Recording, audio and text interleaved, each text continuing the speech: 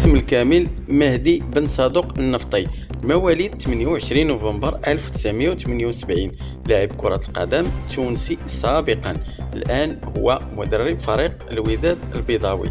بالنسبة للمسيرة الاحترافية ديالو من سنة 1997 وهو محترف، لعب مجموعة من الأندية الكبيرة مثل تولوز، راسينغ سانتاندير، لعب في بيرمينغهام سيتي، ولعب في أريس، فالادوليد، قادش ثم مرسيا. خاض النفطي 44 مباراة مع المنتخب التونسي، مثل بلادو في كأس العالم 2006 وثلاثة المسابقات ديال كأس أفريقيا. بالنسبة للتدريب بدات القصة ديالو في 2016 مع فرق كبيرة مثل ماربيا، باتليوس، النجم الرياضي الساحلي، لوغوس، ليغانيس، ليفانتي ثم الوداد البيضاوي اللي كيدربها حاليا. كنتمناو ليه التوفيق رفقة فريق الوداد البيضاوي، وأن يحدوا حدوى المدربين السابقين التونسيين اللي أبلوا البلاء الحسن في الدوري المغربي.